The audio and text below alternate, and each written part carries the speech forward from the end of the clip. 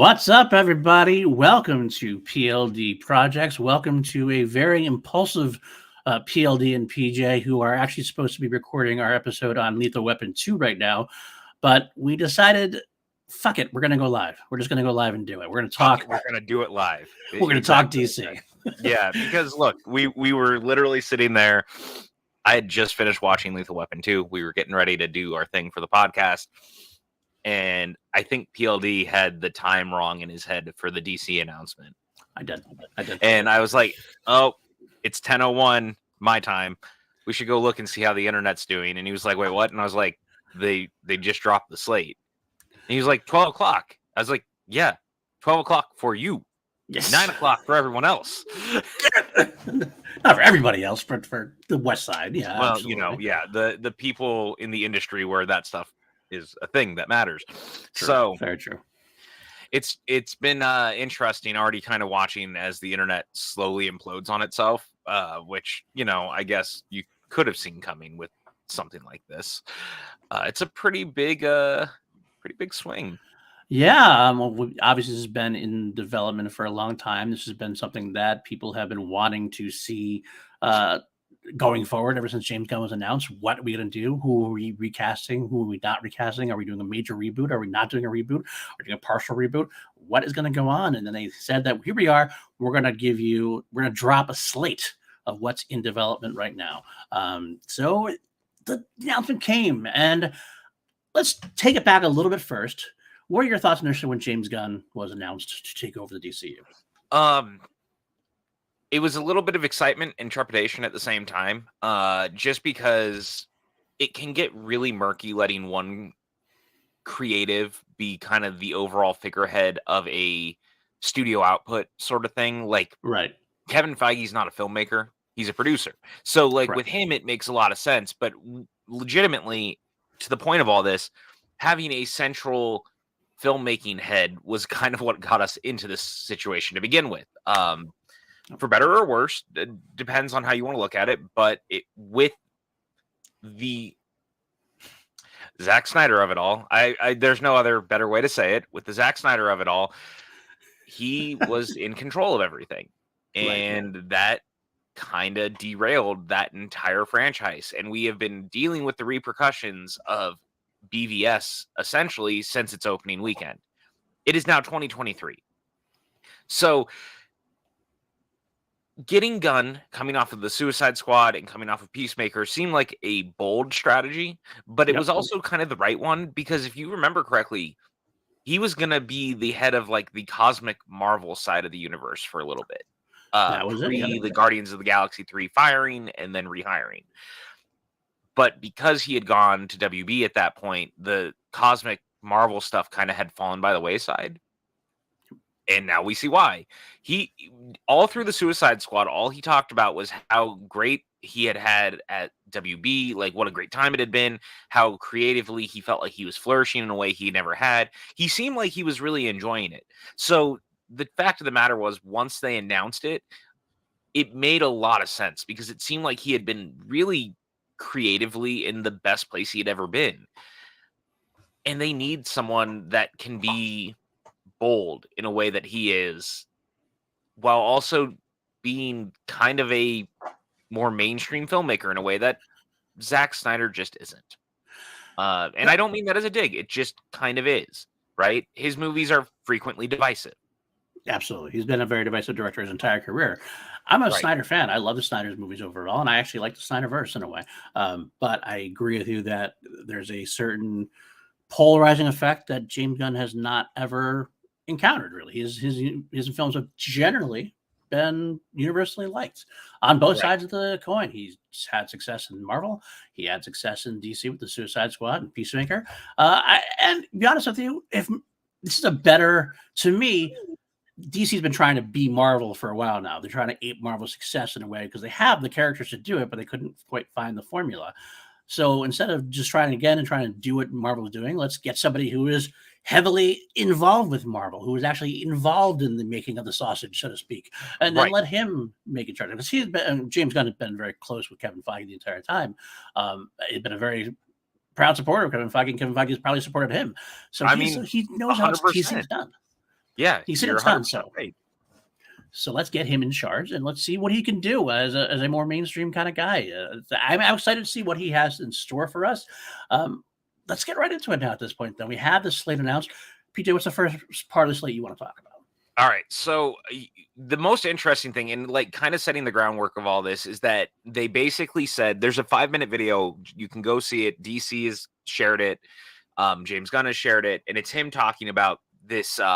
Chapter 1 is what they're calling it, which is Gods and Monsters, which I think is very cool, and very evocative and very James Gunny.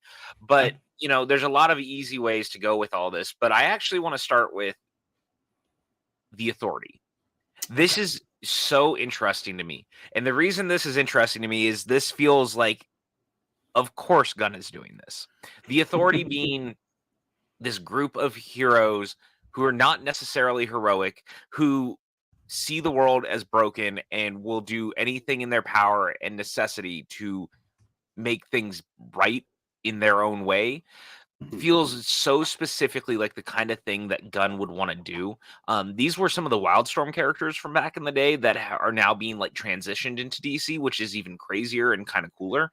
But like, to me, this is the kind of bold swings that I was hoping for in a Gunn-led version of the DC universe. Not like, there's other stuff on here that we'll talk about that like there's Superman and Batman, and they seem very much like a focal point, and understandably, like they're two of the most well-known DC characters ever. But when you see that the Authority is one of the very leading things in this version of this universe, immediately I'm going, oh man, we have something kind of different and kind of special. This could work really well. It's funny you say, the Authority is not. A little background for me. I'm a little old now. I used to love comic books when I was younger, and I used to love DC when I was younger. I definitely flitted out of it a little bit over as I've gotten older, gotten more into the movie side of things. So the Authority is something that I have been aware of, but I never really read. I've definitely heard the darker side of things, and I did excited it. Mark Ellis, right? Warren Ellis. Warren Ellis. We should give Mark Ellis some credit, though. I always give Mark Ellis credit. Yeah. I think Mark Ellis should be a part of the DC universe somehow. Booster Gold needs a lead. That's true. I think Mark would be great in that role. But Warren Ellis has always been a kind of a darker comic book writer. I definitely appreciated what he's done. And I do agree now that you've mentioned it to me, you talked it out with me. I wasn't sure. I was kind of like, the Authority, that's an interesting swing for them to take, because they are the Wildstorm characters. They're not the mainstream DC characters per se. And that's always been kind of like the argument. Like they tried with Superman a bunch of times. They tried with Batman. They tried with Wonder Woman. They tried with Aquaman, things like that nature. It might be time to give them a swing at some of these lesser characters, because Marvel did that so well. Marvel made C-listers and D-listers into true superstars. The Guardians of the Galaxy superstars. Which was written and directed by Mr. Gunn. Mr. Gunn. I mean, and think about it. And the funny thing is, I know some people have mentioned this before. Even someone like Iron Man. Iron Man was never he was always a big character, but as a person that was going to, it's hard to imagine that now because of how Robert Downey Jr. has kind of made him such the popular icon he is in the movie world. When you began with Iron Man, that was a swing and a half back then too. And look what happened. You made a character become far more popular and iconic than he was before. I think we could do that with the Authority. I think the Authority is something that you could get going and get them over to people who don't know, like myself. I'm going to be all in on seeing this Authority and see what I have to do. So I think this is a great idea to go with at this point. I'm excited to see what they're going to do. I really am too. And I think it's really interesting that this is the way, there's something about this, and also Swamp Thing, mind you, that just, they just scream Gunn trying something new. And I can't believe that I get to say that Swamp Thing is like a focal point. And the way he was talking about it, he was like, it's a horror movie, like a real horror. Like he was like, it's going to feel totally different than anything else that's going on, but we're doing it. And that's what's great about it to me. Real quick, before I say anything else, I want to say in the chat here, good to see Kelly W saying all she heard was, we'll do it live. That's how we do everything live. Maddie Gunner, of course, one of my favorite class action people, alongside Richard. Going live later on in class action, Class Onion versus Knives Out. Be sure to be there. Jeff Altman, of course, representing the Snyderverse fans. well, he's playing the role of the Snyder. Yeah, he's playing the role, I should say. A little bit Brandon Buck here. Good to see you. Of course, sarcasm is detected. Yes, talking about Snyder, PJ's sarcasm meter was definitely on the high end of things. Kelsey Kirkland, love you, girl. Good to see you in the chat. And look at this, the handsome one himself is in our chat. Hello, handsome man. Look at handsome these two gentlemen are. And is it weird seeing PLD stream during the daytime? That's true. I don't stream very often during the day. This is really early. You and I don't stream very often, period. That's true. We did a lot of recording recently, but not streaming. No. Now we're caught up. Okay. I gotta say, yeah. Like, look, to the point of all this, right? You needed someone that could find like the weird crevices of DC that no one wants to necessarily go down. I feel like every once in a while they try, like the Swamp Thing show, right? They tried, but then they got cold feet, canceled it real quick, and didn't keep going. Gunn is the kind of guy who's going to go in there with a hatchet saw and go, you know what, man? Carve that side out. We're doing the Authority. We're doing Swamp Thing. They're doing the Commandos. Like, all these just kind of bonkersly weird versions of things. And the Creature Commandos one is interesting because it's animated. And in the announcement, he said that the people who voice the characters will also play their counterparts in live action. And I love that. I love that too, because like this is actually bringing it back to me, Star Wars. Because I am huge into Star Wars, obviously, as people know. I have a whole Star Wars Holy Snokes podcast on this channel. But they have done a good job with the animated side of things, more than even Marvel has, I think, in a way. Like the Clone Wars was just a huge thing. The Rebels was a huge thing. Bad Batch is fun. And they've been starting to connect Star Wars as a whole universe through the animated side of things as well. And it's been fun seeing that, seeing Fennec Shan come to Bad Batch and things of that nature, seeing Cad Bane go from animated to live action in the Book of Boba Fett, and more coming, hopefully. I'm hoping, still having Hondo watch 2023, and Hondo's going to make an appearance in live action in 2023. That's my hope. Mm-hmm. This is what I like to see. I like to see the idea that we're going to go back and forth between animation, having the actors say the same. You can do stuff in animation that you can't do in live action. And Creature Commandos, they sound exactly like the kind of thing you could get away with in animated a lot easier than you could with live action, but making it so interconnected, I love that idea. I love that idea so much. And I want to touch back real quick. Swamp Thing had a great debut, obviously, in that horror one shot they have with Michael Giacchino. I think that's an exciting thing to bring forth, and I really think that they could do a lot with this. I do too. And just the more I'm looking at all this, man, like, I've kind of been scrolling up and down. What's interesting here also that we should note is Waller is still continuing as a TV show. That was a thing that you and I had talked about for a little bit. He basically kind of said it's Peacemaker 1.5. Right. A bunch of the Peacemaker cast are going to be in it. But this kind of goes hand in hand with his stuff when he was talking about Flash and how Flash has been used specifically as the relaunch point for a lot of this. I thought that Waller might fall by the wayside. I did too. I kind of really did, because if you were going to do a straight reboot with no ties or anything, that show technically should go with it. But now this is a part of this bigger announcement. Right.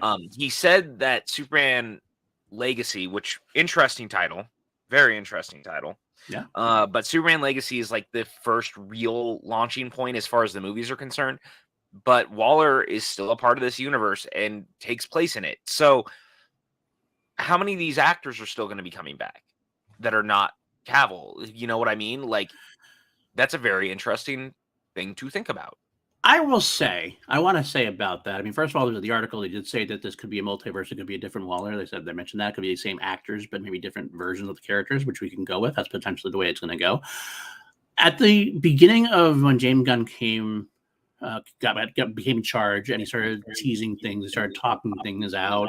There's an idea of whether it's gonna be a full reboot. I wanted it to be a full reboot. My own mind was like, as much as I love the Snyderverse, let's, like, if you're gonna get in charge, be in charge and just start your own thing. But he already did start his own thing. I don't see there's any reason why he shouldn't be able to bring his own stuff in and just carve what he wants out and make it work. Especially when you have the idea already in place with the Flash, which we're going to talk about a little bit, I think. That was going to set up the whole thing anyway. You could kind of pick and choose, cherry pick what you want and get rid of what you don't want, or what you think might be not what you want out of the, like, for example, the Superman thing. I know that's the biggest thing, of course, that's been on everybody's lips since Henry Cavill is no longer our Superman. And James talked about doing Superman Legacy instead. I think that's okay. I think it's okay that he's taking his own side of stuff with Peacemaker and doing a new Superman at the same time. Superman just better be good. That's the only thing. Because Superman, he's banking a lot on a new Superman, a new casted Superman, a new. And he's saying this is the Superman. He said in the video that's the beginning of the real beginning of DCU. That's a big swing. It's righteous that Superman should be in the head, so to speak, because he's probably one of the most, him and Batman are the two, and Wonder Woman are the big three, so to speak. You got to have a proper Superman. But man, that's a big swing out of the gate when you're already having to confront the negativity of Henry Cavill not being Superman anymore. Yeah, and so, to that point, the interesting thing is like, Cavill deserved better, and I think Gunn knows that. I think everyone knows that Cavill ultimately did deserve better, and it sucks what happened. But I don't want other actors also getting shafted out of roles that they are in, right? Just because another actor lost that role. It's going to be a balancing act because, like Sasha Kala, for instance, who plays Supergirl, we now have a Supergirl announcement. Is she going to play her in that movie? Because I think a lot of this will be answered by the time Flash comes out. I could say I know how Flash ends, and I have to make my own assumptions. I just don't want us to have that movie end in a place where you see all those characters and then we don't see like certain continuations of them. You know what I'm saying? Like it's going to be a balancing act and it's going to be tough, but like if he's doing this Peacemaker spinoff, which is going to continue having Viola and some of those people, you have to assume that means that some of the characters that are in Flash right now and will probably be in Flash by the time the movie is over, are they continuing on? Right. Well, let's just talk about the elephant in the room. We got the Ezra Miller of it all, right? Ezra, of course, it's absolutely fascinating to me that at this moment, the thing around Ezra and their entire saga of the last year and a half has been one of the worst PR nightmares probably ever for any company. That's what I'm saying. Like it's fascinating to me. We're sitting here on the 31st of January of 2023, and we're considering, and there people are talking about considering Ezra Miller to stay on as the Flash, and that would have been unthinkable even a couple months ago. We heard that leak through things that some various Warner Brothers sources were considering it, and I think we had this conversation a little bit before we went live. The truth of the matter is, we are seeing the Flash getting very strong feedback from test screenings, and a lot of that involves Ezra Miller. So if this case comes where they want to rehabilitate Ezra Miller, they've already tried to start rehabilitating his image, saying he's got that. Sorry, they have tried to rehabilitate their image, and they have gone to rehab. They have started. They really tried to atone, yada yada yada, which I'm sure is all fine and dandy. I mean, I don't know how much of that is PR and how much of that is truth. I only hope that they are getting the help they need. I really hope they do, because they have a lot of talent. And they could be very fine additions to the acting world as well as the DC. But if you're going to hinge everything on a Flash movie, which has been hinged on for a long time, and it has come into place where like it's a perfect setup. You are perfectly set up to do a reboot, considering Flashpoint is such a big story. If Flash is big, if Flash is successful, and one of the main reasons you're hearing it's successful is because of Ezra Miller, that makes it much harder to get rid of Ezra Miller, doesn't it? It does. And that's kind of the thing you and I were talking about too, right? Right. Like, there's still the Keaton of it all. There's the Sasha Calle of it all. There's the Gal of it all, because Wonder Woman is also in Flash. There's a lot of pieces that are left, and Gunn gave a couple of notes on Flash to make sure that what happens in Flash dovetails into the stuff that they're setting up in this new DC universe. Because the truth of the matter is that no matter how you might feel about the Snyderverse, there's a lot of people who still like that stuff, and you don't want to make people feel like they wasted their time. And absolutely, you need to make sure that there's some sort of continuation, if you will, in that. So the smart play is to make sure that you kind of pay off some of that stuff in certain aspects. That's why something like Waller can still exist.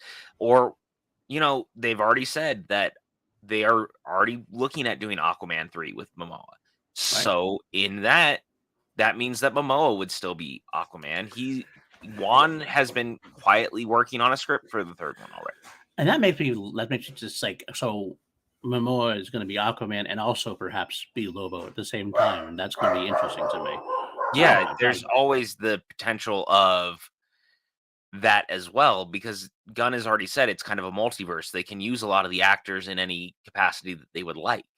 And so here we are on this idea that, well, what if Momoa gets to be more than one character? Right. And how you do it, right? Absolutely. I mean, I could see a world where he plays both those characters in this universe done correctly. Yeah. And I'm very curious. The question I would have, I think the way to do it, if you're going to do it, you keep them apart for a long time. Yes. Oh, have them 100%. on separate sides. But then you kind of could build up to the time where Aquaman, that could be a big fun moment when Aquaman and Lobo do face off at some point, which would be weird and strange. But I'm here for it. At one point I wouldn't have been because it's too stupid, but it's Gunn. Gunn can probably do it well. Real quick, I thought Dan had a question for us in the chat. Dan says, how long has the Flash been in the can? And my answer to that is, well, which version? Yeah. So as far as this is all concerned, remember, it was supposed to come out last summer originally. Yeah. Flash has been pushed back a lot because the entire slate has been pushed back a lot because COVID continued to have stuff pushed back. Flash has been done for a while, but it seemed like they went in over the last couple of months once the Gunn announcement happened. Right. And he watched all the movies and gave some like notes and things on the remaining movies. But for the most part, they've all been pretty well locked. I mean, we should be getting our first look at Flash. Well, not our first look. We saw one a year and a half ago at whatever DC fandom that was. But the first like major trailer for this should be during the Super Bowl. Yeah. So in 2 weeks, we should see the first actual Flash trailer. We would hope so at this point because it's they gotta bought the be. space. Okay, all right. Well, I haven't heard that, but that's good to know because it's got to be at this point. So yeah, I think the answer is it's been in the can for a while, but it's been kind of a little bit of a puzzle in terms of they're kind of like taking parts out, inserting parts in, do some reshoots here and there, and try to figure out what they want to keep and what they want to cut because the whole thing has changed from where we were back then. Like we had the DC going in a totally different direction, and now it's going into a different direction now, taking a right at Albuquerque instead of a left. So you have to make sure it works and goes into the James Gunn universe as planned. I think it's probably has been fluid enough where you can make those changes and not completely kill the story because it's just more about because it feels like it's going to be a lot. The story itself of Flash will be a self-contained its own thing. It's going to be the ending and what it showcases and where we're going that's put in, but that's only a drop in the bucket of what's actually going to happen. So I feel like it's an easy puzzle piece switch. Right. And from what I understand, Gunn only gave like a handful or even like a singular note for the most part, but he's already been hyping it up. I mean, of course it's his job to hype the movie up, but like it's tested incredibly well. He's saying it's one of the greatest superhero movies he's ever seen. And I kind of believe that. Number one, like Andy Muschietti's a pretty fucking great director. Yeah. I just recently rewatched it chapter 1 and that's a damn fine movie, man. Like it looks great. It's fun to watch. Dipper doesn't agree with me. I guess not. Wow, Dipper's but no, I agree. I mean, he's a great director. He's a wonderful director. I think that the Keaton of it all adds to the nostalgia factor of it. So you got the nostalgia, you got the moving forward at the same. It's a film you can have moving forward and nostalgia in the same film, and that's exciting. That's exciting. It 100% is, and so I think Flash being that movie is a big deal just because it means that now we're going to get some interesting setup for the future. And again, I want to see a lot of those cast members get to continue. So now everything was kind of vague for right now. And I think a part of that is because they don't want to spoil the end of the Flash. And that's also fair and fine because the movie doesn't open till June or July. So we've got some time where they don't, like Dipper did not like that comment. Nah, Dipper, we're recording. Fuck yeah, I got it's another very Gen 9 question. Another Gen 9 question. Would you rather see the Flash or Batgirl? Flash. I hate to say it, but Flash. It's the very Keaton heavy film. Keaton is basically the co-lead. Michael Shannon is back as Zod. Like, who doesn't want to see that? Like, I don't know. That's all right. That's right. I'll continue. I agree. I think I gotta go with Flash too. I love the idea of Batgirl. I hope we do get Batgirl eventually. I hope if we don't get this Batgirl, we get a new version of Batgirl or something. I hope I hope Grace gets the chance to do Batgirl because she deserves it. But at the same time, Batgirl was kind of a side character versus I'm not even a side character, but she's a smaller character in terms of Flash is changing the overall universe. It's like trying to do you want to watch Ant-Man or do you want to watch Avengers Endgame? Love Ant-Man, but like the hype level of Endgame and how big that is a different is a different meal. One's it's also, to be honest with you, I want Leslie Grace to get another shot. I hope that in this world where they're building out a Bat family in Brave and the Bold, that she has a place there. Number one. And I just want to say Brendan Fraser as well. Yeah. I mean, obviously, all of that. I want all of that. And speaking of, like, the directors of Batgirl, who also did Bad Boys for Life, they are now coming back for Bad Boys 4, which was announced at the exact same time as the DC slate, which was, wow. Number one. That was a move that Sony made. But, I think at the end of the day, for me, The Flash is the most interesting because it's going to be the return of Keaton as Batman. Yeah. It's going to be such a different movie. Everything I've heard about it has me like really, really excited. Yeah. Same. I just want to see it, like I just want that movie. Me too. All right. What else did James Gunn talk about? We should talk about it. The Brave and the Bold. All right, yeah, I think we're right there. We should talk about it. But the Brave and the Bold is a very interesting choice. For those who don't know, this will be the introduction of the new DCU Batman. He doesn't say who or what. I have speculation Keaton will somehow still likely be involved. I just don't see how you don't coming off of Flash if Flash is really that like jumping off point, unless they manage to change the ending and that it's no longer Keaton. I don't know, but I'm very curious because we're getting a Batman and Robin story. We haven't had a Batman and Robin story in a very long time, but not only is it a Batman and Robin story, but we're getting Damian Wayne, right? And that is quite the swing. Yeah, I agree with that. I mean, I like the idea. It's kind of funny how they first announced it was everything animated in universe, all the DC universe, and they kind of had to go with the except for the Robert Pattinson Batman, which will exist in the Elseworlds verse, which is fine.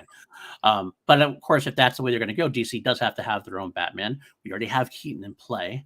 And it's kind of like the way I'm going to introduce a concept that if you're a wrestling fan, you understand what I'm saying. There's wrestling, a time in wrestling when a wrestler gets older, isn't able to maybe quite be the wrestler he used to be. A lot of times you'll see him team up with a younger partner, like Andre the Giant at the end of his career teamed up with Haku as a tag team. And where you still got to see Andre the Giant, even if he wasn't performing, he'd spend most of the time on the ring apron while Haku did all the work inside the ring. I kind of feel like this is what you do with Michael Keaton here.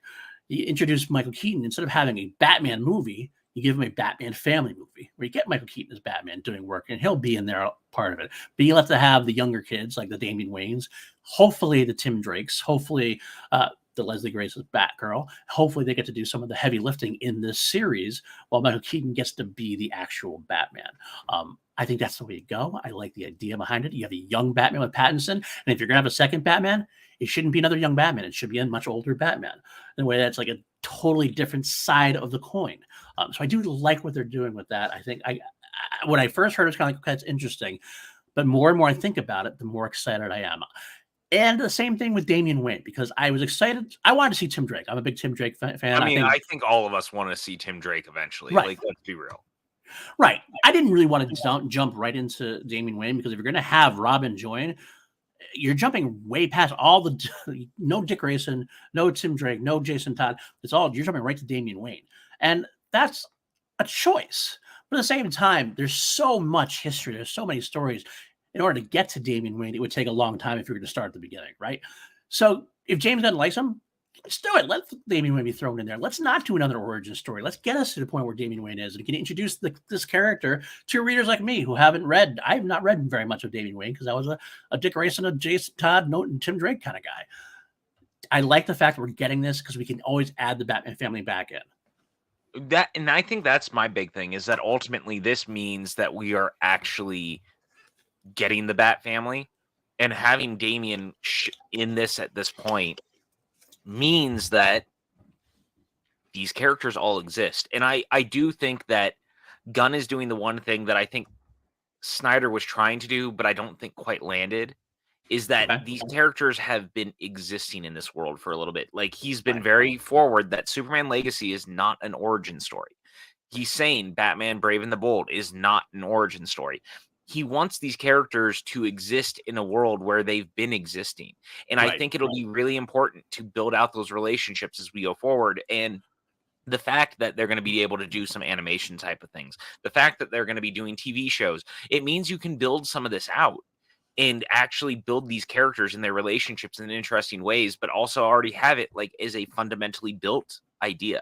And if anyone can do that, it's Gunn. Gunn is great at writing about characters that have these pre-established relationships that you may not see it, but you feel it. Peacemaker was fantastic at that. Suicide Squad was fantastic at that. The Guardians movies are fantastic at that. That's the kind of stuff that he knows how to do. Yeah. And I just really, really have wanted a Batman and Robin movie for a while. So the fact that we're getting that is cool. And Damian is like such an interesting character because he's such a like hot-headed wild card. Yeah. And I'm getting kind of vibes, honestly, from all of this in this like more recent string of DC animated movies where they did their own Flashpoint and then had like that 15 film run where everything was kind of tied together. They did the Damian Wayne story in those too, because they had three or four Batman movies that were basically Batman versus Robin. There was even Batman versus Robin was one of them. But like these, we need to explore that relationship a little more. We need to do some interesting things with it. And I think doing that in live action is going to be quite a sell for people. And seeing like a very young kid who's being mentored by Batman could go a long way. I agree entirely. I want to throw in there, Matty Gunner saying, can we just dump to Terry McGinnis? That's kind of what I said when we were talking about before we went live. This is kind of the way to get Batman Beyond without getting Batman Beyond per se right away. And maybe that eventually will lead to a Batman Beyond situation down the line as Michael Keaton starts, aging out of the role per se. You can still hack it now, I think, but maybe 10 years down the line, he's a little bit older. You jump into that kind of situation where maybe you shunt the timeline a little bit, maybe get a Terry McGinnis that way. I think it's exciting. Also, I want to throw in there just a comment real quick on what you said. I want a Robin movie too. We haven't had Robin since Chris O'Donnell, really. Yeah, exactly. That was not a great Robin movie, let's be honest. I love Batman Forever, I had a good time with it, but I want to see an actual deep investment into a Robin character. Didn't have that before. We had Nightwing and the Titans show, which I honestly never watched. I heard bad things about Titans, so I never got into it. But I don't know. I'm interested. I wasn't big on it. Now, here's the other thing, right? To the Terry McGinnis of it all that Maddie brought up. You know what's interesting? There's a character from the future, and his character is Booster Gold. And that is a TV show that they are working on, which means that there is a future DC universe, which means the potential of a Batman Beyond is not off the table. Right. And I find that fascinating. So to that point, there could be a world where the Terry McGinnis type character shows up.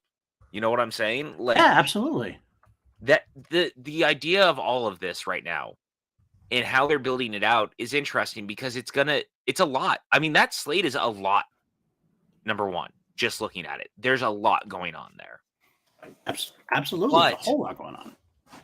The world and the history and the things that they can build out in it, I can't stop being fascinated by it because you're leaving all these doors open for potential for other really cool things. And that's super exciting. Yeah, I absolutely agree with that. I can't. And what it actually brings up a good point for me in the chat. Dan and I actually asked a Robin movie or a Nightwing movie. I think the fact that we get Damian Wayne in a Batman Brave and the Bold leaves open to have a Nightwing specific movie where we don't have to introduce Dick Grayson as a Batman sidekick. He already's been Batman sidekick. He was Robin. We don't have to have Dick Grayson as Robin. We don't have to have Nightwing in the Titans form. That's done now. We can have an actually true adult, big budget Nightwing movie. Maybe Batman appears. I love Nightwing as a character. I think he has so much untapped potential. And I think he was, like, again, the Titan show didn't really do a whole lot for me from what I did see, like, some clips. I wasn't big on it. But given the big budget treatment, the actual treatment, you could actually have like a Batman movie with Nightwing in it. I think it's a great idea. So I want a Nightwing movie and a Robin in the Batman and the Brave. Oh yeah, absolutely. Like, I think that that's absolutely the way to go. And it makes me incredibly happy that we have the potential for that. And that was the thing that, again, BVS like totally hints at all this stuff with Robin, and there was never going to be any payoff. And I always thought Right. that was a mistake. Now we're going to get those kind of things. I think we should be leaning on those relationships and those characters, because Absolutely. as great as Batman and Superman are, there are other characters in the DC universe who deserve the time of day. Nightwing makes a ton of sense. You could do a great Nightwing TV show. You could do a great Nightwing anything, really. So the fact that that potential is even there is just really exciting. I like that entirely. I think that. Oh, interesting. Dan and I saying that they announced a Nightwing movie by the director of Lego Yeah. Batman movie years ago, Chris but it never McKay. happened. I kind of, I remember that too. I do remember that as well. That would be interesting. Good to see Refism in chat. Big fan of Refism, of course. You missed a lot. You're going to have to go back to the beginning, my friend. We're a half an hour in, and we've talked about a lot of things. We still got a lot more to talk about, I feel, though. So what's next on the list there, PJ? All right, let's see. So we've kind of been bouncing around. I'm just kind of having fun talking about it, but we should talk about, they are doing a Green Lantern TV show entitled Lanterns. It sounds like it's pretty much, they've been working on a Green Lantern show for a while. I think this one is different than the Greg Berlanti fronted one that was being worked on for HBO Max for the longest time. I gotta say, the log line of it being True Detective in Space has me a little, I'm sorry, what? But I like that Hal Jordan and Jon Stewart are going to be the leads of the show. Okay, so I'm of two minds with this, I gotta admit. I was really looking forward to the idea of the Green Lantern show on HBO Max that was pitched originally, which is more of a space opera, Star Wars in the Marvel Universe kind of thing with Green Lanterns. I love the idea of that. I wasn't exactly sold on the creative talent behind it. Berlanti does his thing well, but I didn't want this to be a Berlanti type show. The cast was okay. So I'm glad to see it still happen, but there's a Lantern series still happening. It's kind of tough for me to be sold, though, on a True Detective type series with the Lanterns. I will admit that when I heard James Gunn talk about it instead of reading about it, he made it sound better, because he did talk about how it's going to be, they're investigating a thing in Sector Earth, which is going to be a big part of the DC universe. Yeah, which I think is great. Which they're calling Gods and Monsters. So it seems like that's a big enough event for the Lantern. So I'm a little bit better now than I was when I just was reading the article. So thank God I watched the video. Yeah, that's fair. Either way, I'm glad with the Lanterns. I'm happy excited now, and I want to see what they do. I like getting Jon Stewart involved. I like getting Hal Jordan involved. I guess I would assume we're eventually going to get Kyle down the road. But we'll start there and see where we go. I think this is a good starting point, though. I think that this is what we've been needing to do. I really, really wanted it to be like a big budget movie. I really did. But I think that they're still scared after the Ryan Reynolds film. And I think that they don't really know if they want to lean in on it. And so to do it as a TV show makes a lot of sense. There's a lot less risk taking involved in that, in losing a lot of money. I just hope that it doesn't feel like it's not getting money put into it either, because Green Lantern needs to be big and exciting and should feel operatic and spacey. I'm glad it'll be tied into whatever this big story moving forward is, and it'll clearly tie to Superman, because they said Superman Legacy kind of like dovetails into this with whatever's this mystery is. So I'm very curious about that. I just need it to feel like an epic Green Lantern story, though. It's exactly me in the chat. Dan says it just is even better than I could. As far as Gritty and the Lantern seems like a weird tone marriage to me. It still does. Yes, 100%. And yes, the Lanterns are a police force of the universe, so to speak. But what you said is interesting too, that they're a little nervous about what happened with the Ryan Reynolds of it all situation, because that movie was exactly a big space opera type movie. It wasn't a good space opera type movie, but it was exactly that. So maybe they're trying to give you a completely alternative take, so as you don't get reminded of that, is get that sour taste out of your mouth from that, which would make sense. So I kind of get what they're trying to go for there. But I agree with you. To me, I mean, this show has got to be big, and that's what I kind of meant about the Berlanti of it all. Is that I don't have any problem with Berlanti, but I didn't want a CW show on HBO Max, so to speak. They feel a little cheaper, and that's okay. I liked CW verse back in the day. I've kind of grown out of it now after so many years. It took a long time, but I fell off of it too. It just did get a little long, a little too expansive, etc. But they did a good job for what they had, the budget they had, and they made it watchable and everything else. So seeing that in an HBO Max series would be disheartening. So maybe, hopefully, I'm agreeing with you. Is that I'm hoping we're going to get a big budget HBO Max series. Like, we know that they can do it. We've seen like Game of Thrones. We've seen House of Dragons and things of that nature. Westworld had a big budget. We have big budget, and it's properly used. The story itself could be good. We could get a great show. We could get a great show. It just seems a little strange until I see more.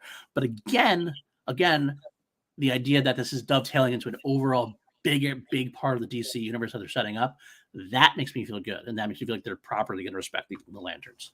Yeah, I also think my other fear at the moment is mostly that we kind of know the shit show that HBO Max has been lately, so it makes me a little nervous. But it seems like Zaslav is giving Gunn, a pretty big leash, which means that I have to hope in all of this that they are going to see it through. And I saw earlier in the chat, Dan had brought up this idea, like, what would happen if Gunn basically, like, the movies underperform? How long will they let them ride this out? I think the truth of the matter is that this is going to be the first time that whether it happens or not, they're going to need to ride it out. You cannot let what happened with BVS happen all over again.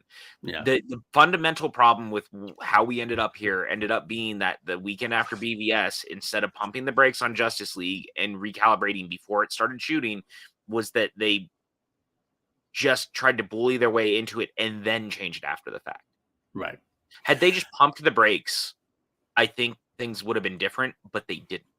Now it'll be, you have to just see the vision forward, right? It may not be what people were expecting or anticipating, but you have to hope that it works. And I think that Superman Legacy is going to really be like that focal point.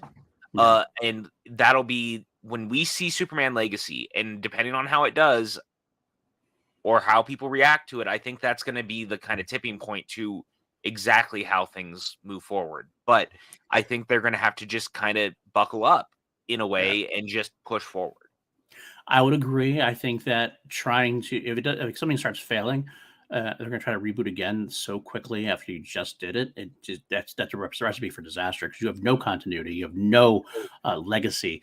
DC already did that once by screw. I mean, honestly speaking, whatever the Snyderverse fans, whatever they are, like, WB did screw over Snyder, and they still could have gone through with Snyder the way he was initially. I think they could have seen that through back in the day, instead of trying to like rush him out and replacing him with Whedon and everything else. Like, they could have done the right thing the right way. They still could have rebounded. Yes, they were not getting what they wanted out of it. Yes, there was some divisiveness to it, but you could have let that played out and then rebooted it in a more secure fashion. Like, you'd have ended it, moved on. They screwed it up, but because they screwed it up, you can't do that again. You kind of got to. I think they got shit for it too. They got a lot of shit for it, for doing what they did. So I think in this case, they will give Gunn a lot more leash because of that, because he has success with Marvel, because Marvel has had a slow build as well. I think he got to be patient with things. I think there's some excitement here in DC for the first time in a long time as well, though, which is something they could build on, especially if they do it. But I do think you're right. I think Superman kind of has to hit it out of the park a little bit just to be on solid ground. I think the way they do it is something you mentioned before we went live, and I'm fully agreement with you. They got to make a Superman we haven't seen before, because we've had Superman with Reeve, we had Superman Returns, we've had Man of Steel. Love Man of Steel. I love Man of Steel. I like Man of Steel too. I like Superman Returns. I actually enjoyed a lot of that. And I love the Reeve movies, but those are all the origin movies with Lex Luthor in it, and it's all kind of done the same way. Lex is either Lex or Zod, Lex or Zod, Lex or Zod. We don't need that. We need something that we haven't seen before. I need Lex to be in the movie, but not as the central villain. You know what I'm saying? I think they should go like we're doing this whole like the Damian Wayne thing. We're moving things forward. Have Lex be a politician. Have Lex be the mayor. Have Lex be like running for president. That kind of thing. Like have it like that kind of Lex, where he's more of the overall villain of the DC universe. Have Superman have a weirder villain, a more weirder, gunnier villain that lets him develop himself in a different way. Bless you, my friend. Bless you. Yeah, thanks. So Brainiac would do well there. I think Brainiac would be very good for Superman at this point. It needs to be a Brainiac. It needs to be something like that. I mean, honestly, there's that Superman Unchained or Superman Unbound animated movie. It came out almost probably a decade ago. Was real good. It's got a great Brainiac in it. Like you could be cool from that. Hell, Superman versus the Elite was a great comic story. You could do something like that, but we need to do something radically different. Yeah, like and honestly, you know what would be kind of cool? Lobo. You could also put Lobo in it. It could be Lobo hunting Superman, right? You kind of do the Kraven the Hunter thing, but do it with that. Yeah, absolutely. That'd be a great way to introduce Lobo into the universe as well. So, and it makes Superman a more cosmic movie as well. You get some cosmic side. I mean, obviously, it has to take place on Earth because I think you have to set up Superman on Earth before you get anything about him going anywhere else because it's kind of how you have to have it set up. But having Lobo come to him could work out very well. I do like that idea. Real quick, as brief as Massive, there's going to be any supernatural characters and being introduced. Yes, I think Swamp Thing is there. Creature Commandos will have some as well. That's only part one. So we will get there. I think we're going to go out. I think eventually we will get a Justice League Dark type of movie eventually. I think that's right up Gunn's alley. I think something that definitely will happen. I think Constantine will show up in these pretty early on too, because Constantine's been a big character that WB has been trying to use more of. Interestingly enough, not a part of this announcement was Constantine 2 with Keanu Reeves, even as an Elseworld thing. So it makes me wonder if that project has fallen by the wayside. I've kind of heard the rumors that it's probably dead, but I would not hang my hat on that fully, just because there's a world where he is still so popular as an actor, and with the John Wick films, like it feels really stupid to not follow through. I feel my own, this is nothing but my gut, and my gut is sometimes right and sometimes wrong. I feel like this is like a Bad Boys 4 situation. Like they pump the brakes on it. They're going to take away from it, let some other things develop first, and they're going to come back and because this all came up. The whole Constantine 2 thing came out during the height of the Zaslav takeover, the slashing things left and right and everything else. I feel it's like, okay, and then Gunn comes in. So it's like kind of like, okay, let's just take a step back, see where we fit into this new DC universe, and then we'll reconvene and do it at that point. That's my thoughts. Yeah, I do think that they'd be smart to follow up and still do it, though. I 100%. Think of all the like Elseworld Legacy type sequels and stuff, that's the one to do. But I think we're going to see a lot more of the like Justice League Dark type characters in the future. I would not be shocked to see characters like Zatanna in the future. It just makes a lot of sense. Hell, with the world where we're getting Brave and the Bold and like Damian Wayne, I wouldn't be shocked to see characters like Man-Bat in the future too. Like that's the kind of stuff that Gunn would be good at. You know what I'm saying? 100%. Like, absolutely, it's right there. Fucking do it, man. Like, just fucking do it. Like that. I'll say this, and this is not to like be a dig or anything at any of the other filmmakers, but I think that at the end of the day, the one thing that makes me most excited is that Gunn seems like the kind of person who leans in on the comic bookiness of it all. And I think that is a thing that we are desperately in need of. Even Marvel, to a point, has tried to ground a lot of their stuff in reality. We've started moving away from that over the last couple of phases of the Marvel stuff, but DC continued to do this thing where it was like, well, it's always grounded and it needs to be reality. And it's like, no, like it's like the Curse of the Nolan movie. That's what it is, really. It 100% is. And it's been way too long. Look, I like the Matt Reeves Batman movie, but I've told you since it came out, I was kind of utterly disenchanted by the fact that it was so grounded. And I really, really want a movie where I could see like a real Mr. Freeze going up to Batman and fighting and shit. Like we don't have to go full Schumacher with it, but like there needs to be a balance where I feel like Batman is a comic book character. At the end of the day, he just is. Like, can we embrace some of that, please? Like, yeah. come on. Oh, the Batman 89. That's what we have to do. Go back to the Batman 89 tone, Yeah, where you could 100%. have that kind of stuff and still do well.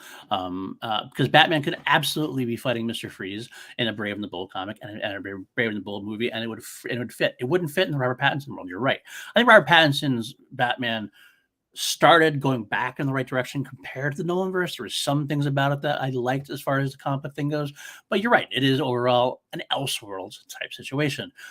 Let's get comic booky. Let's get real comic booky. That doesn't necessarily mean campy, too over the top campy. We just need to be a little fantastical. There's a fantastic world. We should use all the characters at our disposal.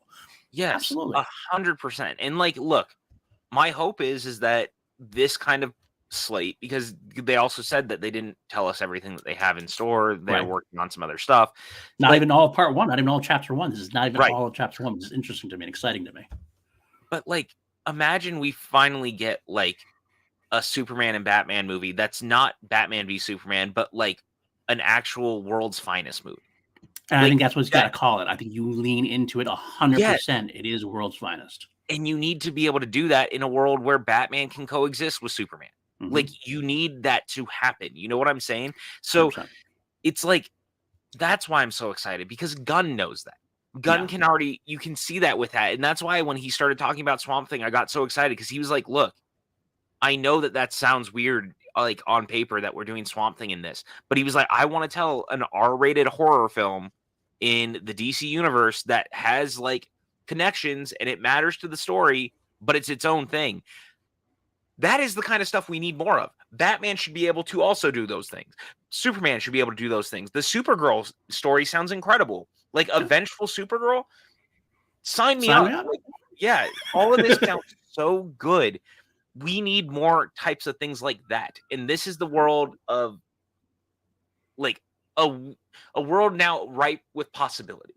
And I'm excited for the ripe of possibility of it all, because now I'm like, it's kind of going to be fantastical, because Gunn doesn't really do things that are not.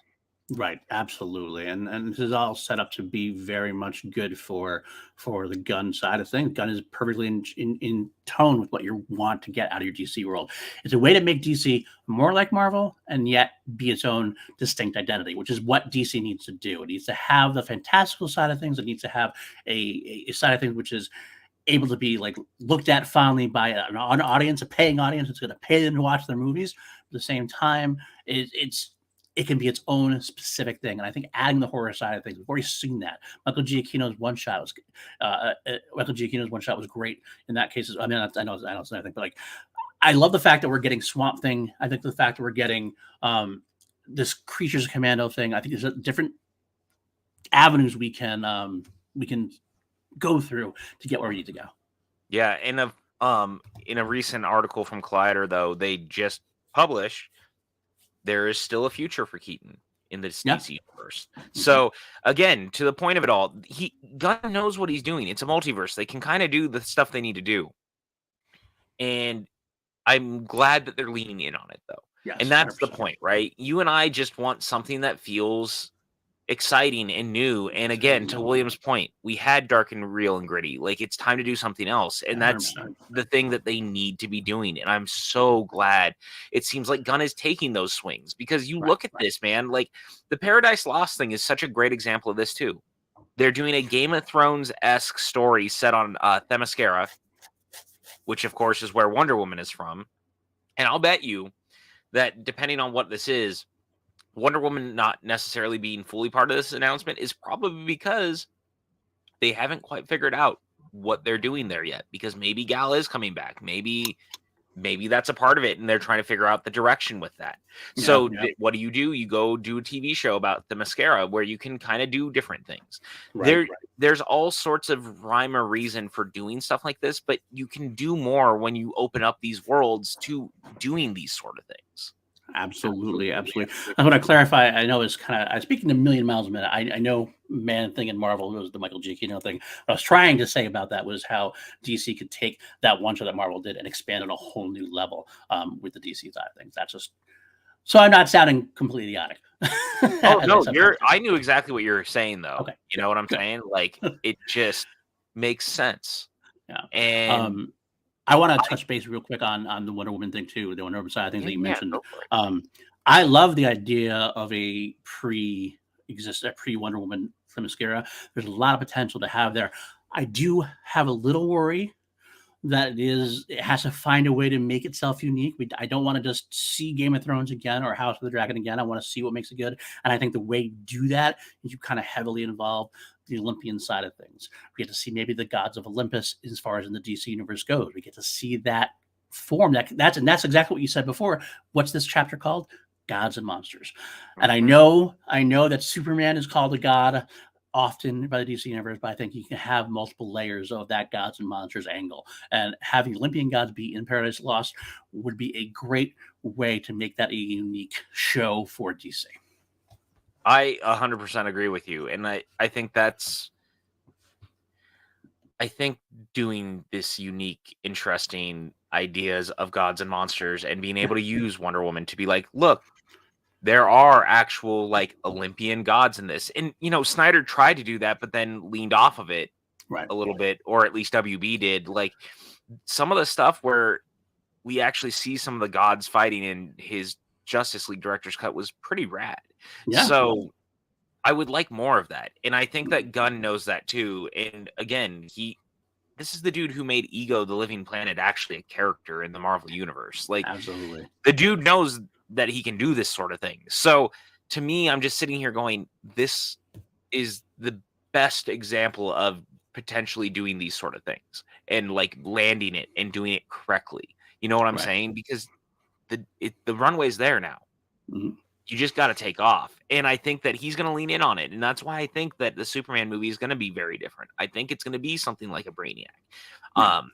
It's easy to say Brainiac, but like, look, you could use Bizarro, you could use Lobo, you could use literally any of the hundreds of different Superman characters and villains. Like, do it. Do something different.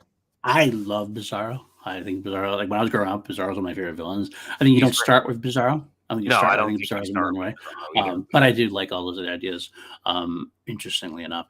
Here's an interesting thought. Reeves wants to see Oliver Queen again, because obviously Oliver Queen is dead now in the CW verse. I think the CW verse is kind of going by the wayside now. I think we're going to end. I mean, Flash is literally ending, and that's it as far as that universe is concerned. Yeah, there's nothing else left, isn't there? League of Legends of Tomorrow was canceled.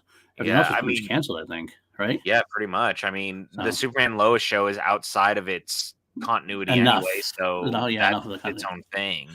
So I would like to see Oliver Queen in this new DC universe and a different take on Queen after years of, like, it's kind of one of those things where we get to feel a rebooted character, and Queen would make great sense in Brave the Bold at some point potentially, or with some of the other things they're talking about. I do like that idea. So yes, I hope we do see Oliver Queen.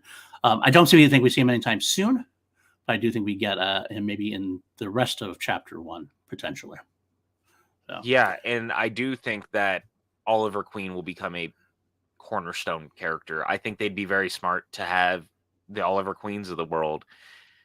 You need to have a character like him who is like the lighter, jokier version of Bruce that exists in this universe. You do. Mm-hmm. You just do. Because Bruce under Gunn is going to probably be that brooding, dark character, especially when he's dealing with Damian and trying to be a better father and trying to be like a role model.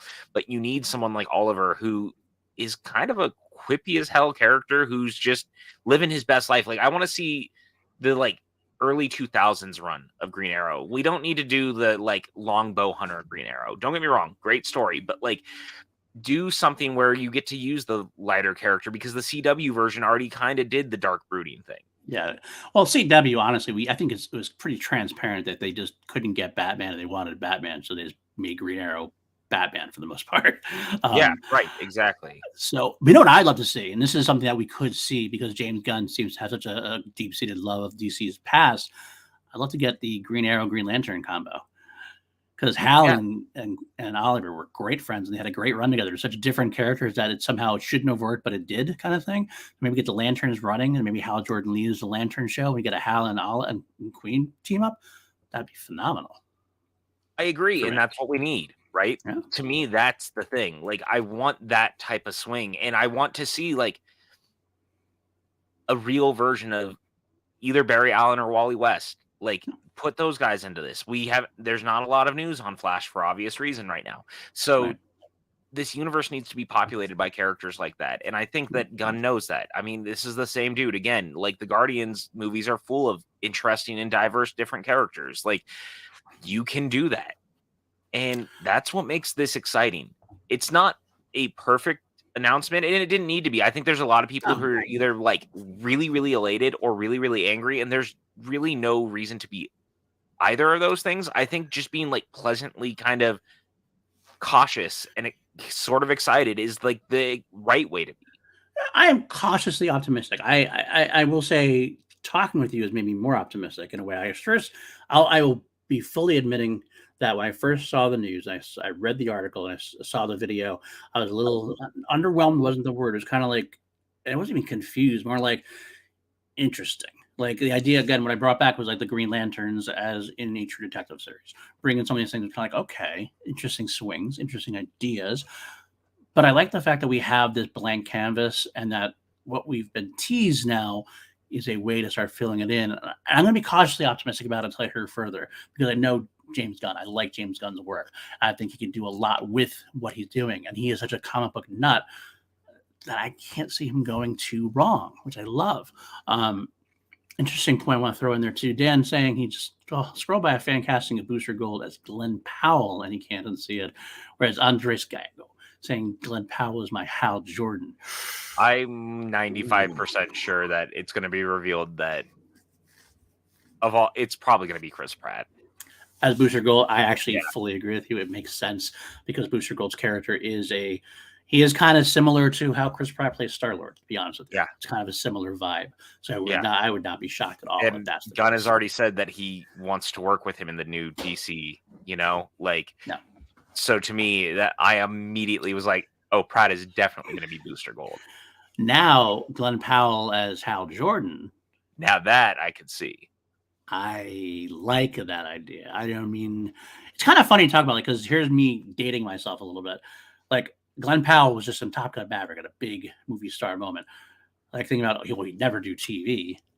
But TV is such a different animal now that he probably would do TV when it comes down to it, especially a big IP like this.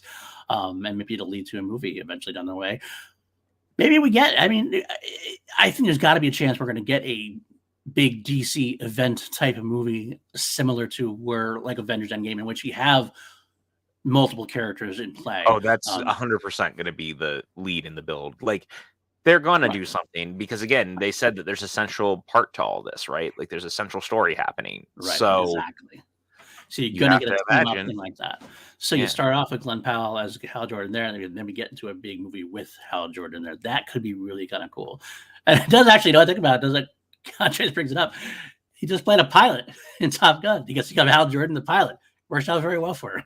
Yeah. And then to Dan's point, we're still getting Blue Beetle. Yeah, it comes out this year. And Gunn even said that it's like it pretty much fits into their universe of what they're doing.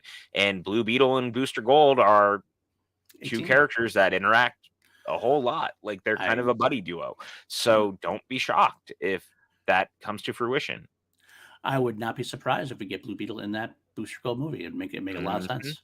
So I'm excited about that. All right. Anything else? I'll say this. I think at the end of the day, like I kind of said earlier, right? I think there's a lot of people who are being a little weird about this. We should bring up too, Gunn has a huge writer's room for this, which I think is great. It's got Drew Goddard, Jeremy Slater, Christina Hobson, Crystal Henry, Tom King, who obviously most people know has been working on Batman and Mr. Miracle over the last few years.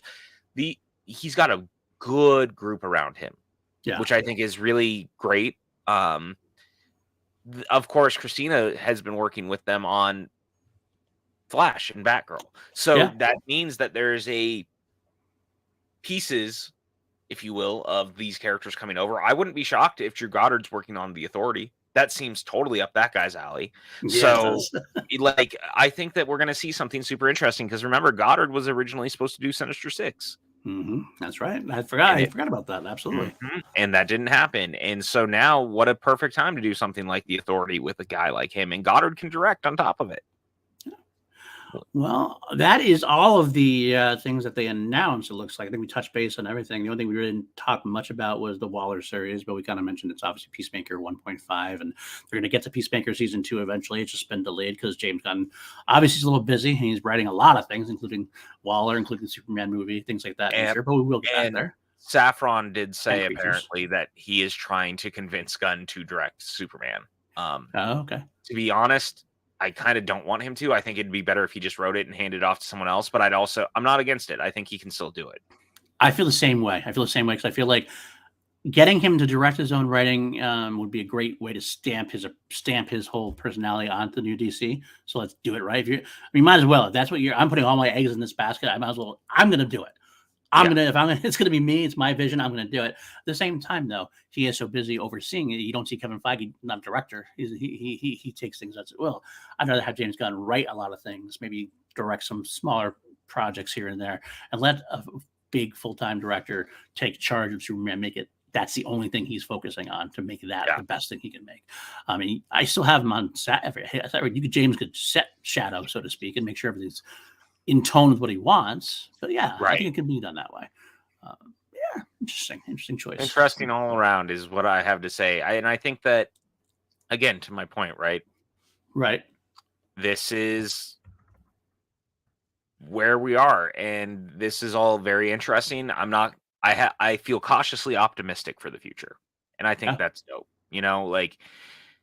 That's ultimately the most important part. And then it sounds like also James Gunn said Blue Beetle seems to be, it's been interpreted that Blue Beetle seems to be the first canon entry in the new DCU. And that's kind of what I've been saying for a little while, is that seemed to be the way that they were focusing on things. So that's cool too. The future looks good.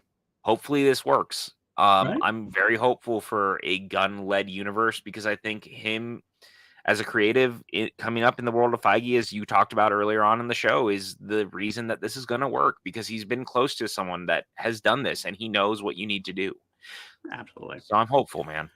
It would be it's interesting to see what's going to happen. I mean, obviously the Blue Beetle thing, I think it's an easy way you can put yourself into the new DCU, because I don't feel like that has a wide net of affecting the DC universe as a whole. You can kind of have that self-contained story become the beginning part of the DC universe for himself, which is good. Interesting question though from Andres. What's your current pick for Superman if you could cast it? After I watched Pearl this week, my pick would be David Cornsweet as Clark Kent. That's an interesting call.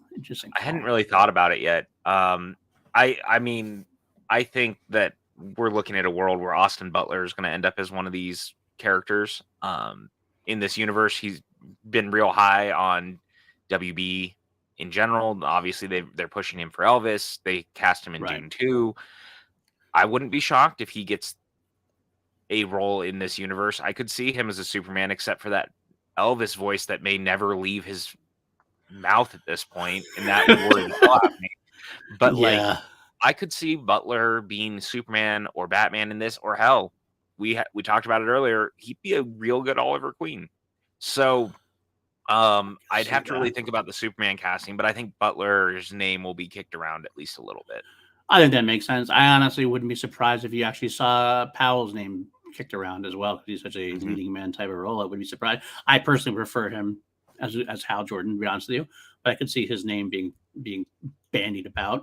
I did heard the other name, Jacob Elordi from Euphoria. I'm not sure how I feel about that one yet. I have to look up that. I've heard another name bandied about, which I love as an actor, but not as a Superman, would be Nicholas Hoult. They said he's too small. He'd have to bulk up quite a bit if he's going to be Superman. But there's a lot of choices out there. I do kind of like Andres' choice, David Cornsweet. I think he could hack it. That's got to be kind of cool. A lot of choices going on. What about? Nah, he's too young. I don't know. We'll have to go with it. I mean, look, young's not necessarily bad. They want a person who will age into this role, obviously. So I think you know what? Get someone who's mid-20s probably. That's not bad too. Austin Butler is Dick Grayson. Yeah, I don't hate that either. I think it's going to happen one way or another. I think Butler's going to be this version of the universe. And I will say Andres is definitely sucking out to me, but I'll take it. We have Ed Harris as Martian Manhunter. I'll take it. I'll take it. Actually, I'd have Ed Harris be Mr. Freeze, to be honest. I think he'd be a good Mr. Freeze. But that's okay. Yeah, it's cool, though. Encourage him. That's all I ask. Come on, you love him, too. I know you love him. Yeah. I don't know. All of this looks good, though. At the end of the day, I'm happy. I hope it works out. Do you have any real final thoughts? Where are you at? Actually, I was going to ask you in a way. What is your you look at this list? What are the top 3 that you're excited for? For me, honestly, it's Swamp Thing. Mm-hmm. Makes sense for you. Yeah, it makes sense for me. Swamp Thing is the number 1. No shock. I'm saying Superman Legacy because it's a Superman movie written by Gunn, and I'm desperately believing that he's going to do something different. Mm. And honestly, after that, it's a toss-up between Authority and Supergirl. The only reason I'm not throwing Batman in is we've had so many fucking Batman movies at this point. Look, I'm sure it'll be good, and I'm sure it's going to be fun, but we've had a lot of Batman movies, and until I know for sure that The Brave and the Bold is a hard swing at a Batman we haven't seen in theaters in almost 30 years. You know what I'm saying? I do. I need to know that it's going to actually be a comic book version of the character that is running around where Man Bat's going to come out, or Killer Croc, real Killer Croc, that kind of thing. Right. I don't want to get too excited yet because I'm so over dark, brooding, grounded Batman. Give me literally anything else. So until I know what The Brave and the Bold is, I can't get my hopes up. I get you. William Harold, not to encourage Paul, but Ed Harris as Lex Luthor. I would absolutely take that. Come on. I think even you would have to take that. Stop encouraging PJ, seriously, no, all jokes aside, all bit aside, Ed Harris as Lex Luthor could be really well done. You know who wants Lex Luthor right now and has been talking about it openly in the press, and I'm very curious, is Dave Bautista. And I don't hate that. It would be a vastly different version of that character, and I kind of love that. Yeah. That would be an interesting swing. And something that Gunn would do. But I'll just say. All right, I'll go give you my 3. The funny thing is you mentioned that is the Batman. Batman Brave and the Bold is actually one of my favorites. That's one of my top 3. I am looking forward to it because I think we're going to get that swing. That's why. I understand your hesitation and what your hesitation is about that, because I share that, but I feel like we're going to get that swing under Gunn. I feel like he's the kind of guy who would do it. And the fact is, I think we're finally going to get the Batman family, which is something I love about the comics. I think we're going to get Tim Drake in there at some point. I mean, they're going to have Damian Wayne obviously at first. I think we're going to eventually get Nightwing in there. I think we're going to get Red Robin in there and things of that nature. And so I have a lot of excitement about that, especially if they put the Keaton Batman in there as well. I think that could be very exciting. So I'm very much looking forward to that. I can't not look forward to Superman as well because it is everything that's mentioned. It's the big swing. Let's see what you're doing there. I go with that as well. Finally, my 3rd. As much as I was hesitating about it, I'm kind of been won over by Gunn's talk. I'm really interested in Lanterns. I'm really kind of interested to see where Lanterns goes. I'm hoping they can knock that out of the park despite the weird marriage of tone. I'm hoping. I'm banking on it. I'm a little hesitant, but I'm banking on it. So it's at least intriguing to me compared to as at the point it's a big swing and a miss, or it could be a big swing and a home run. I will say honorable mention. I want to say the idea that I could get very excited about Paradise Lost when I see more. Kind of depends. Like I said before, I'm a little worried about it being too much just Game of Thrones in DC. I want Game of Thrones in DC with enough of a unique twist that makes it worthwhile to watch. Yeah. So that's what we're going with on that. Love it. Any questions in the chat is your chance to get in. I think we're going to start wrapping up soon. So I'll give you a couple minutes to throw some things out there. Party saying he's an animated fan, so he's excited for Creature Commandos. That's cool. I mean, look, I'm super excited for Creature Commandos. I can't believe that's real, to be honest with you. Absolutely. Let's see. But I think this is all good things. At the end of the day, I think that we're lucky that they're taking this swing. I think that it's good having a vision that seems to be actually looked at and thought through, not with one voice, but with multiple. I think that's going to go a long way. And I think that's the thing that we ran into the last time, which was a problem, was there wasn't enough people sitting around one room going, let's go this direction. Let's go this direction. Like, it was all kind of being pointed by one person without anyone else getting a lot of say. So I think that the creative voices and the different people inside gives me hope for the future. Agreed. Where does Denzel Washington fit into the DCU? Actually, honestly, I think he's going to end up at Marvel. Like, legitimately, I think that there's the potential of him being Magneto. That would be a cool thing, cool different take on things, absolutely. But if he was in the DCU, where would you put him? I mean, honestly, at that point, just shave that man's head again from the Equalizer. Just make him Lex. You imagine if Denzel Washington, Lex Luthor, dude, kill me. Like that's the move. I want to see Denzel as a villain either way, but like give him a meaty Magneto or Lex type that he can really do something with. Don't give him just like a one-off villain. Give him something that's more meaty than that. I agree with that. Let's just make him be an architect of the DC universe, so to speak. I like that idea quite a bit. Yeah, that would be very cool. I like that. What about you? Got William Harrell in there as well. I really sold that, didn't I? Yeah, you know what? You blew mine out of the park. I just was thinking, well, you can make him Martian Manhunter. You could do something like that. But God, when you say Lex, fuck yeah, Lex. Yes, absolutely, Lex. That's it. Like, give that man. I'm thinking of American Gangster version of him too. Like that, quietly walking into a room and killing a dude in a piano. Like that kind of version, the kind of guy who just has power and he doesn't really care, like shooting people on the streets. Like that dude, that's who I want as Lex. Like, come on, man. Same. Sweet. So good. All right. Let's see. Anything else in there before we go? Get going here. Which project would you see Bose Yakin direct, in your opinion? I like that. Yeah. It's not bad. I have to think about it. Honestly, I did like what he said earlier. He said Swamp Thing. And I kind of agree with that. I think Bose Yakin could direct the hell of a Swamp Thing. I don't hate that. I also think he'd be right for the Authority. Yeah, that's a good call. Good call as well.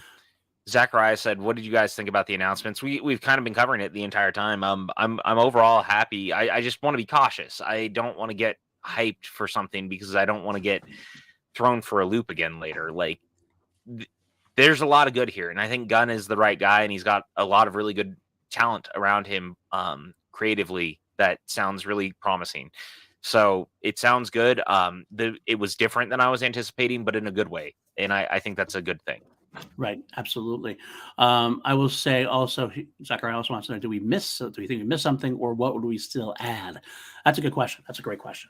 I don't know if they missed something or not. I mean, I would have loved if there had been like a Justice League Dark or a Constantine announcement out of this, like out the gate with Swamp Thing.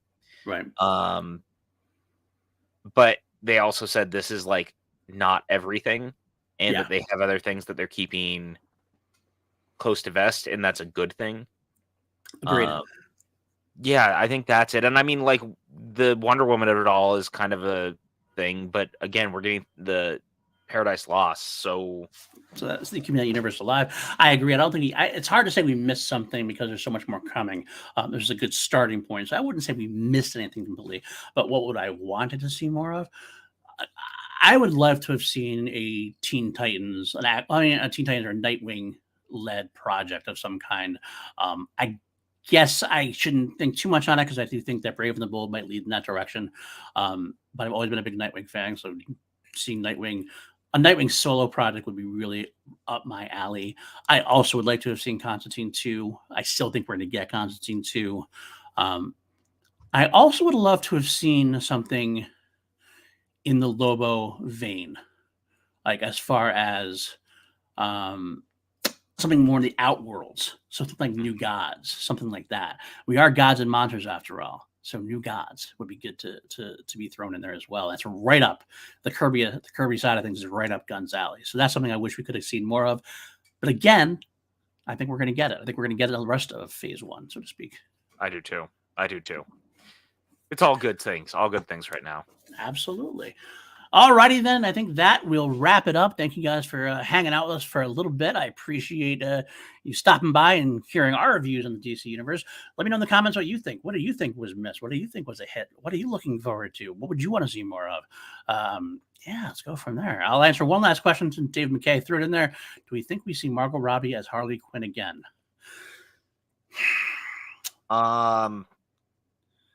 My heart says yes, but my brain says no. We go 50-50 because main reason I say that is because the Suicide Squad was James Gunn and she was in that with Harley Quinn. He likes to work with the same people again. So I kind of feel like that we could just see that happen as is. So, all right. Agreed. We'll say, PJ, where can the folks find you? Twitter, Instagram, PJ_Campbell here hanging out where we do other fun things where we should have been talking about Lethal Weapon 2 today, but things happen. So here we are hanging out with you guys, and it's been a lot of fun. So thanks for hanging out. That's it. All right. And me at Paul_Newsy on Twitter. Yes, 2 Mediocre White Dudes on film will continue. I think we're going to try to tape our Lethal Weapon 2 episode tomorrow instead of today. It'll come out, and hopefully it'll come out on Thursday. Later on, we'll be doing Class Action today. Myself, Matty Gunner, Richard Eric Jarvie, Knives Out versus Glass Onion. That is in about an hour from now, same channel. So stop in for that. Holy Snokes, a Star Wars podcast. Myself and Matty Gunner at you'll see that tomorrow evening as we talk into the next episode of Bad Batch and more. And finally, Friday is where I do it through Queen and Crown Jewels. This was episode Dear Friends. That's it, guys. Take two until next time. We appreciate you guys. Love ya. And we will see you Bye, next friends. time. Bye.